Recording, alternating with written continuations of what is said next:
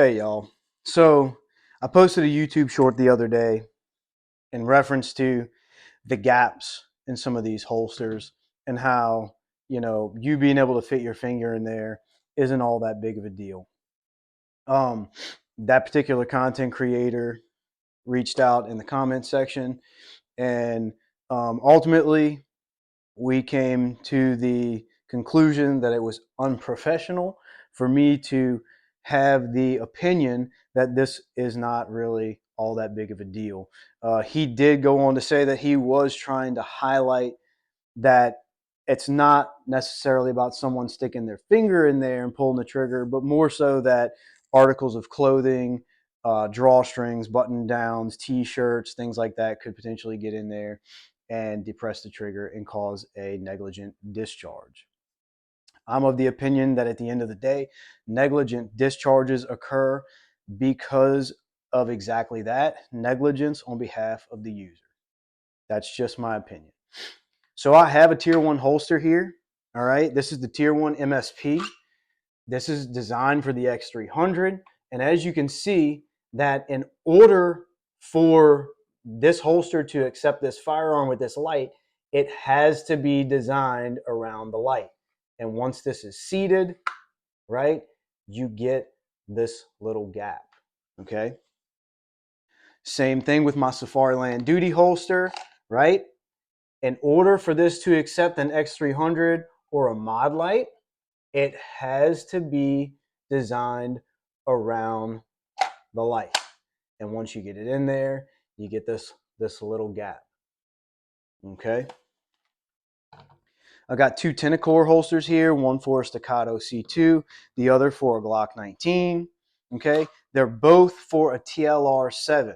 In order for this TLR7 to fit in this holster, it has to be designed around the light. So that width is necessary for the holster to accept the light. Okay, and then again, you get this little gap. And now, of course, then I have this Forbo holster, which doesn't have a light. And of course, this is going to be much slimmer, right? More fitting because it doesn't have to accept the light, right? So there's not going to be that gap. Okay, so with that being said, I don't think this is an issue. Okay, that's just me personally. With that being said, let me give you, okay, 3 ways. If you're not comfortable, or you think you might have a negligent discharge, let me give you 3 ways in order to not have a negligent discharge and show you why this really isn't that big of a deal. Okay, first and foremost, this is a clear weapon, right? First and foremost, okay, index. Don't put your finger on the trigger until you're ready to pull the trigger. That is the number 1 way to not have a negligent discharge. When we're talking about wearing the holster, number 2, put it in, then put your holster on your person, okay? The gun is already in the holster, it's seated. There's no way that anything's going to get in there and cause the trigger to go off, okay?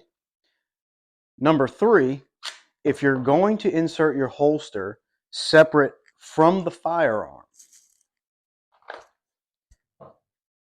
index, remove the article of clothing, and then visually inspect the holster and the area around it before inserting the firearm to make sure that the firearm is not going to go off and that it's free of any foreign objects or debris. At the end of the day, like I said, I believe in owning my own personal safety. I think that blaming a holster or gaps in holsters or things like that is silly. At the end of the day, we own our personal responsibility, and it's on us to ensure that this thing doesn't go off when we don't want it to. Like, comment, subscribe, leave your thoughts down in the comment section, and go train.